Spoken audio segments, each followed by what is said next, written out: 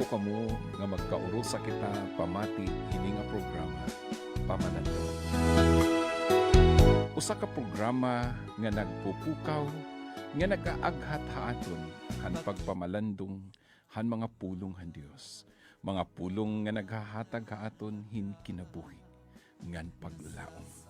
Mga pulong han Dios nga naghahatag hin kalamrag ngan kasulbaran han aton mga Awit sumasamba, sumasayaw sa'yo, naghihintay ng pangungkusa mo. Bakit sa umaga naaalala ka? Nasasabik ang puso ko na makapiling ka. Mahawig, sumasamba, sumasayaw sa'yo, naghihintay ng pangungkusan mo. Ayaw kong makulang ng kapangyarihan mo. Ayaw kong makulang ng kabanalan mo. Jesus, dakila ka, tanging sandigan ko. Lakas ko ay nanggagaling sa'yo. Maupay nga aga mga kasangkayan, salamat han Dios, bag-o na liwat nga adlaw, bag-o nga kusog, bag-o nga kinabuhi nga ginhatagan Dios san kada usa.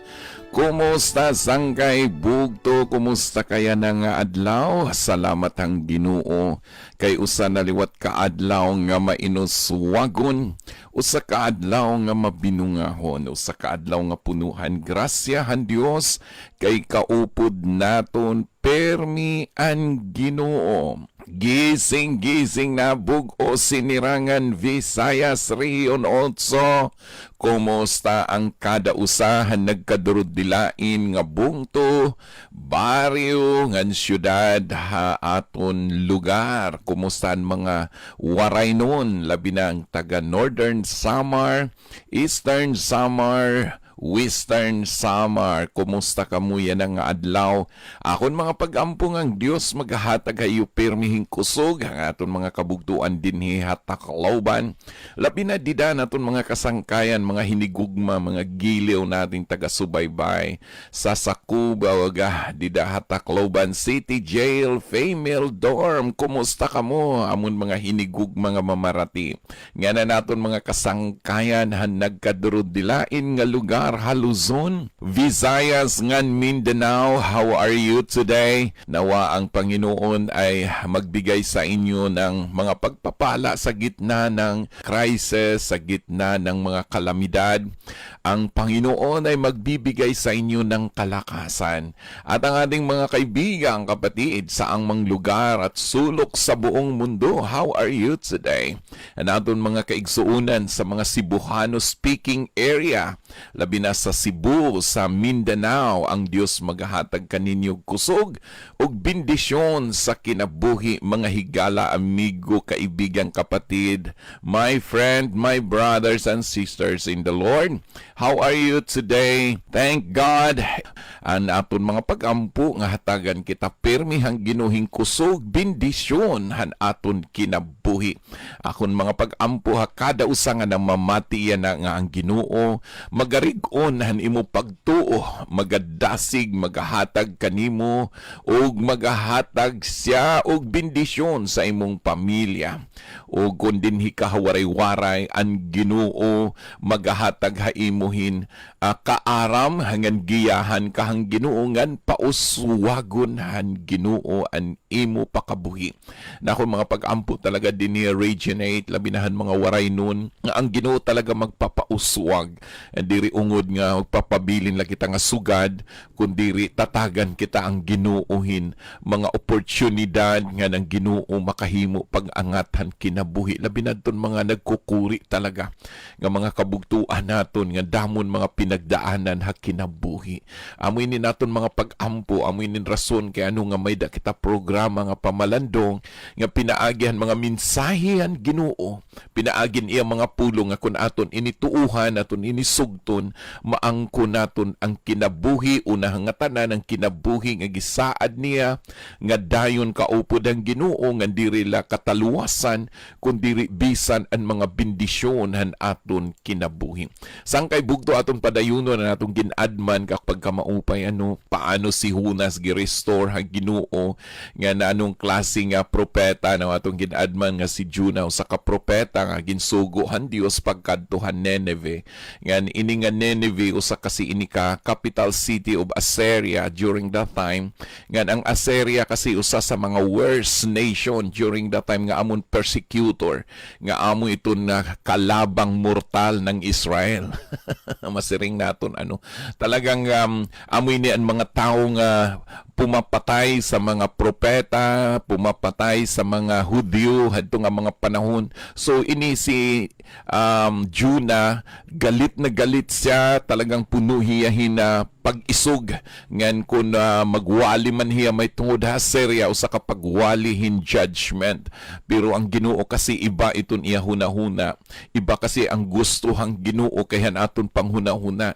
Kay ang Ginoo puno hinggugma, kung kita puno kita hin pagdumot, puno kita hin kasina, ang Ginoo puno hin kaluoy ngan grasya. Utrohon ko sangkay kun ang tao puno kita hin pagdumot, puno kita hin mga pagbulos, pero ang Ginoo kasi maluluy on ngan puno hiyang grasya ngan gugma ang kinabuhi. Sugad pagkamaupay sangkay hadidan ada ka Ginoo. So ini nga Nineveh sa rin ko na kanina, usa ini sa capital city of Assyria during that time. Nabungkagla ini, naruba inihan panahon una hadidan na bihagirahan Babylonia, and then the total destruction hadida nga ginatake hirahan Medes or Medo-Persia, a joint nation ang Medo at ang Persia. So pero the present lugar sa modern day gitawag inihiyang usa ka syudad nga belong sa Iraq, in Mosul in Iraq, nga aday raharanihan Tigris River. So imo makita ini nga usa iniya kasikat nga syudad during that time, usa iniya ka popular nga syudad, pero usa ini ka mabangis nga na makangingirhat nga syudad, malupit nga mamamatay tao talaga. So ini si Jonah naghunahuna hiya nga diri gud angayan ini nga mga tawo pasayloon. So hadidang ginsugo hiya in the book of Jonah chapter 1 atong ginadman, nagrun away inihiya, lumihis iniya, ngan gin-disobey niya ang sugo hang Ginoo, imbis nga makadtuhian Nineveh, amoy ning gintawag naton nga half obedient. O sa nasunod to diya pagkadto pero iba ang direksyon. May mga tao kasi suguon nimo imbis nga masingad to, iba ang gingkakadtuan. So nagpahirayo hiya kay gusto niya nga magpahirayo ha Ginoo. May mga tao kasi pinili nila nga gusto naton danay kita gihap, danay gusto natong magpahirayo han tawag hang Ginoo.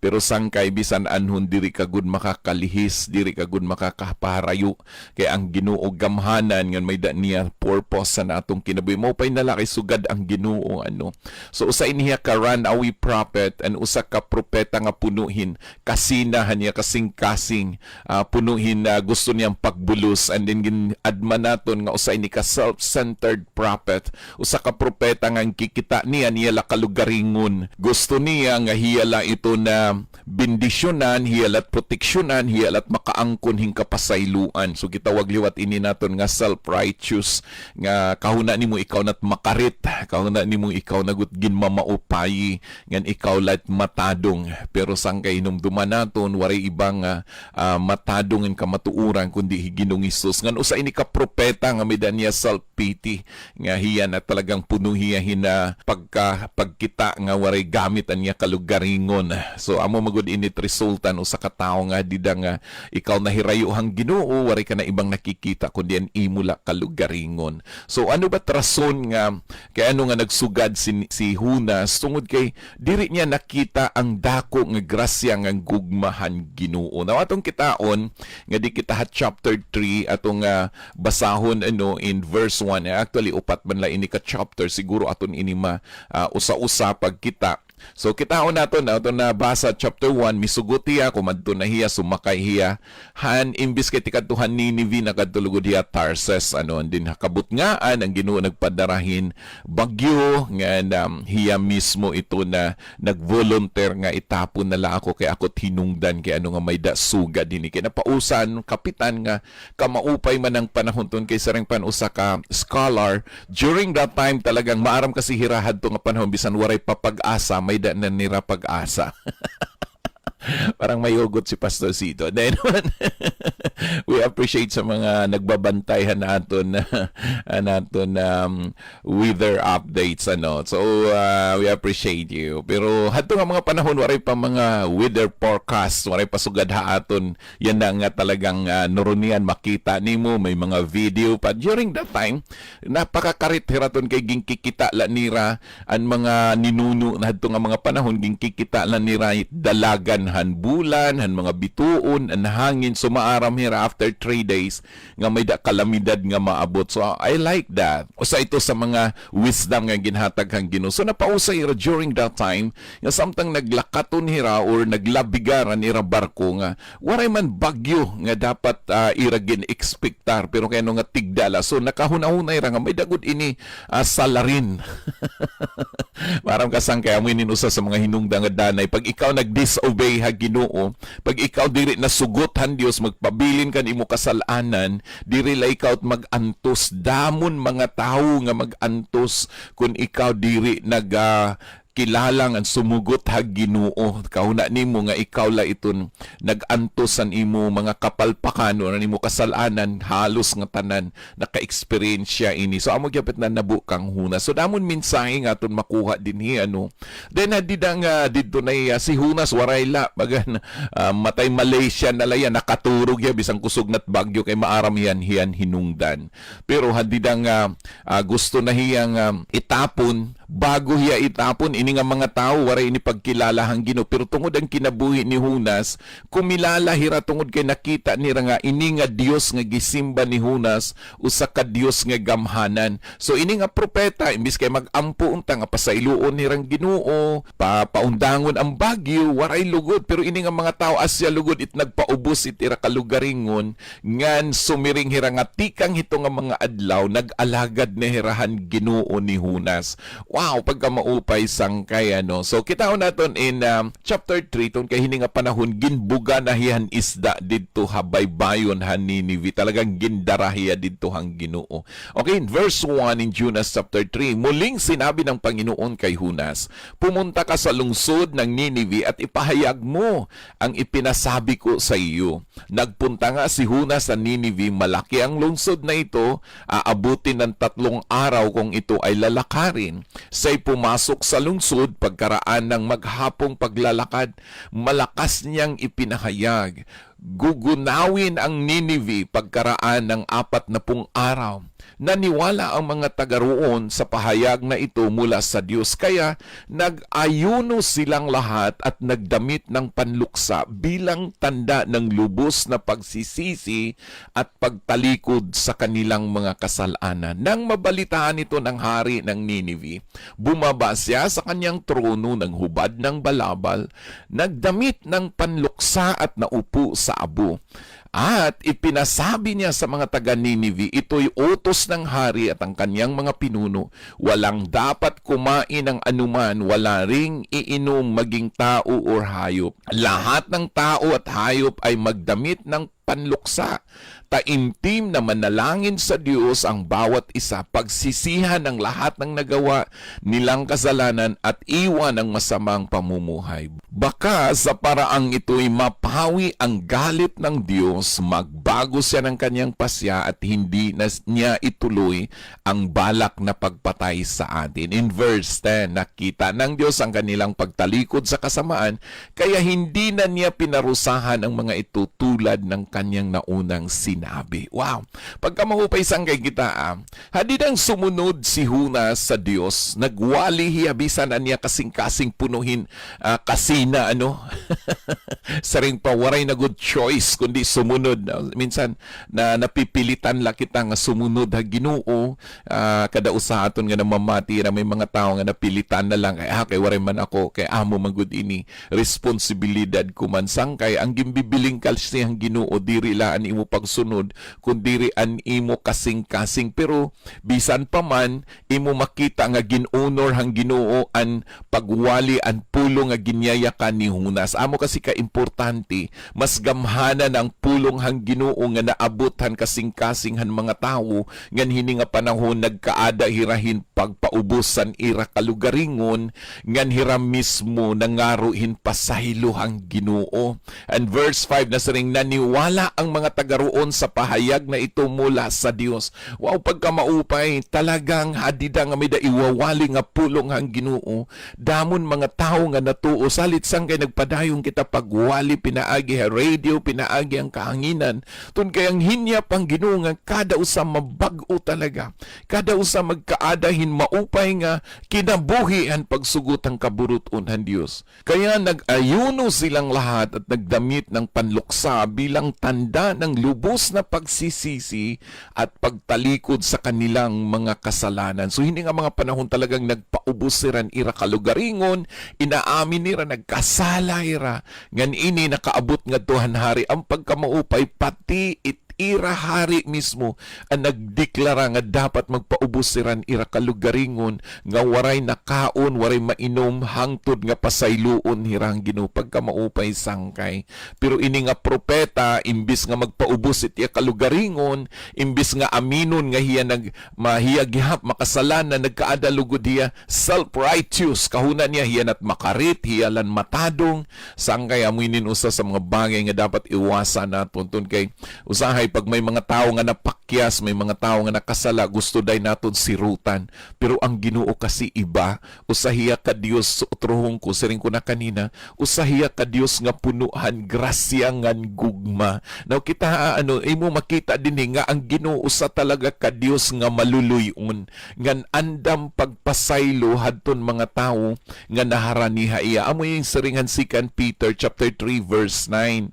Ikaduhang Pedro kapitulo 3 versikulo 9 binasaring, ang Panginoon ay hindi nagpapabaya sa kanyang pangako gaya ng inaakala ng ilan. Sa halip nagbibigay siya ng pagkakataon sa lahat sapagkat hindi niya nais na may mapahama kundi ang lahat ay magkapagsisi at tumalikod sa kasalanan. Kita asang kay ang Ginoo talaga punuing gugma grasya ngan gustuhang Ginoo nga ang tanan makaharani, maangkon ang kapasayloan ang gugmahang Ginoo. Our God is a merciful God, willing to forgive ang tanan nga gustong magrepent. Ikaduha makita nimo dinhi nga ang Ginoo talaga nagtatagadan iha mga katawhan. Talagang nagaatiman ang gustuhang Ginoo hatagan higayon ng kada usa. And God is so concerned about His children. Talagang nagtatagad ang Ginoo, may daniya pag-aatiman ha kinabuhi. Sangkay bugdo usa ini ka mensahe nga dapat naton maintindihan yan nga aga. May mga panahon siguro nga naghunahuna ka nga ikaw la iton na makarit, ikaw la iton gusto nimo sirutan in mga tao nga nagabuhat hindi rin maupay haimo, pero sangkay iba kasi ang hunahuna ang Ginoo. Adton mga tao nga nagraog-daogay mo, mga tao nga siguro masiring ka nga nagbuhat hindi rin maupay, hindi nga panahon gusto ang Ginoo nga hiraman liwat, gusto nga makaangkon, gusto ha Ginoo nga maangkon liwat nira ang kapasayluhan. Iba kasi ang adang kasing-kasing ang Dios. Sangkay anuman imo pinagdaanan niya ng adlaw, anuman animo kinabuhi, hinumdumi may da Dios nga puno hingrasya ngang kaluoy. Kung ikaw na puno nimo kasing-kasing nga pagdumot kasina, punuhan mga problema, daot di daa Ginoo ngan ang Dios anda magbulig ha imo. Hino ka man, ano ka man, higugmaon ka ura-ura han Dios. Bago ako magpadayon, may dako sa kaawit para imo yan ang aga.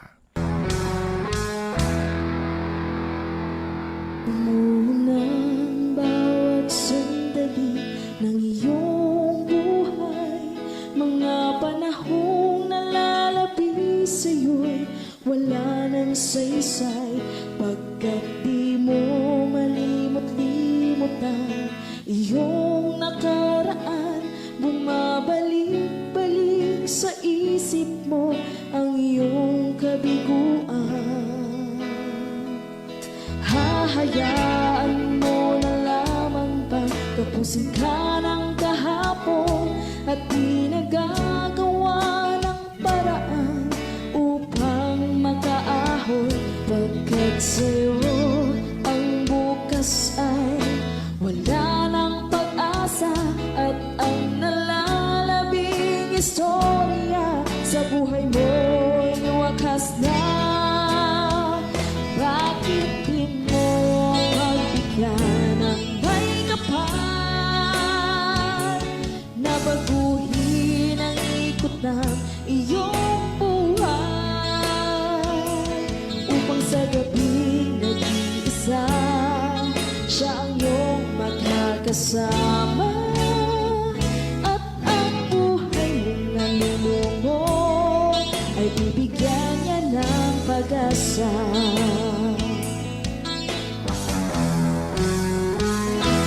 Sasayangin mo na lamang ba ang nagdaang pagkakataon upang ang buhay mong basag ay magkaroon ng layon?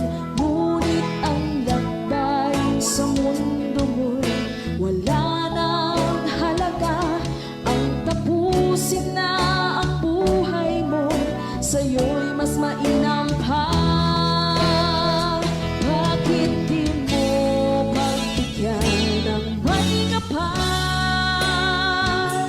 na baguhin ang ikot ng iyong buhay, upang sa gabing nag-iisa siya ang iyong makakasama, at ang buhay mong nalulumo ay bibigyan niya ng pag-asa.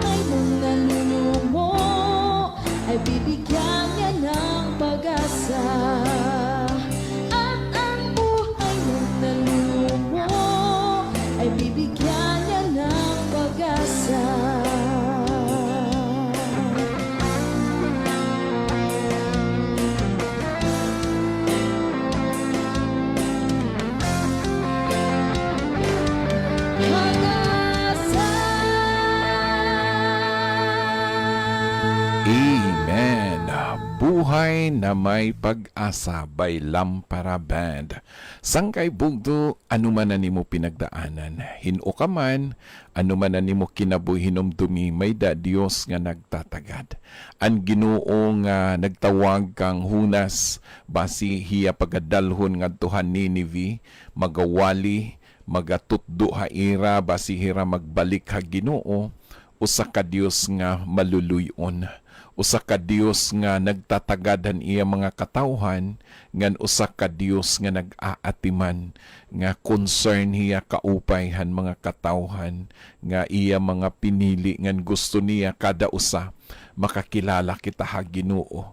Siguro may mga panahon nga natulad kita, naging sugad kita kang hunas nga nagdisobey, nahirayo kita ha Ginoo, and then danay ginbabasol pa naton ang Dios ang mga nahinabo, han mga trahedya, mga kalamidad nga naabot, ang mga problema, pero sangkay waray kita rason nga namoy ni naton himangrawan buwas. Waray kita rason nga questionon ang Ginoo, kay ang Ginoo nagathatag, nagatagbuhan nga tanan. Ang Dios talaga matinumano na niya saad, it may kulang talaga sangkay hikita. Tungod kay kita permila kita self-centered and aton la kalugaringon natong gihunahuna nangalimtan naton ang Ginoo. Then nagsi-self-pity kita, self-righteous kita, kahuna naton kita nat makarit, kahuna naton nahimo na naton ang pinakamaupay, atong pagud gina ko-question ang Ginoo, ginsusumbatan pa naton ang Dios kung kailang kita nakakahimo insugad dinhi ato naging susumbatan. Pero sangkay ang Ginoo diri hiya nagpabaya, padayon hiya nga nagaatiman haaton. Now atong basahon otro ang 2 Peter chapter 3 verse 9. Ikaduhang Pedro kapitulo 3 versikulo 9. Ang Panginoon ay hindi nagpapabaya sa kanyang pangako gaya ng inaakala ng ilan. Sa halip nagbibigay siya ng pagkakataon sa lahat, sapagkat hindi niya nais na may mapahama, kundi ang lahat ay makapagsisi at tumalikod sa Kanya. Yun ang rason sangkay. Kaya ang Ginoo puno talaga yan paghigugma, pagpaidan aton kinabuhi. Kumusta ka man yan ang aga sangkay? May mga panahon ba nga kinikita nimo nga kahuna nimo, ikaw itangayan hatagan hinbindisyon, ikaw lat angayan nga panalanginan, ikaw lat angayan proteksyonan, ngan kung makita nimot mga tao nga nagbuhat hindi rin maupay, an imo dahin konklusyon, hukmi hirag Ginoo.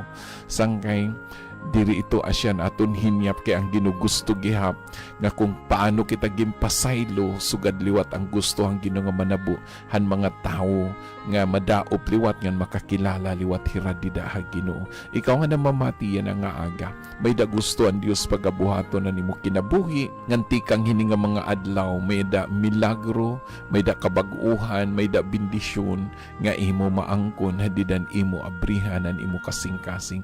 Gusto ko magaampo ha imo, magampo kita. Amay nga Dios nga makagarahom, damo nga salamat ang kinabuhi nga nahimo namon nga salaminan si Hunas Ginoo, nga sana diri kami maging sugad, nga magiging self-righteous kami, maging self-centered na amon la siyan kikitaon, kundi magkita kami kay ikaw ang Dios nga nagtatagad, nagaatiman. Ngan akon mga pag-ampo Ginoo, nga ikaw magabindisyon ng kada usa nga namamati, anira kasing-kasing na puno hang kasina, pagdumot, pagbulos. Ginoo, nagaampo ako liwanan mo inihingugma. Anamon mga katawhan nga adahan mga pag-antos, mga kalamidad, mga kakurian, mga problema kinabuhi, tagihirang kamurayaw.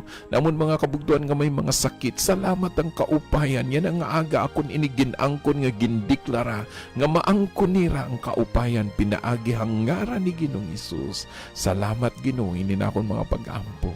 Amen and amen. Sangkay bugdo nagatuwa ko nga ang Dios padayon nagabindisyon an imo kinabuhi, an imo pamilya, an imo asawa, an imo mga anak, nga nang kada usa kutob nga naabot hini nga mao nga tong programa ini nga pamalandong. Kutob nga nabatian niyo ang mga mensahe, nagatuo ako nga ang Ginoo may da pagabuhaton nga bendisyonan imo kinabuhi. Ini nga isang kay Pastor Sito Candoli, kaupod ko dito ha technical side, di Kuya Ariel Piñalosa, magsisaring kami ha imo yan ang nga higugmaong kagunan Dios ora-ora nga ng ginupadayon magbendisyonan imo kinabuhi. Bugto, aada ka ba ha sitwasyon han imo kinabuhi nga nagugupong ka o nagbibiling ka hintabatunan han imo mga pakiana ha kinabuhi o kung diri ka na maaram kung ano it imo hihimuon? Bugto, may ada hito kabatunan ngan kasulbaran han imo mga problema. Inaaghat ta ikaw kapag pamati ini nga programa Pamalandong. Hakada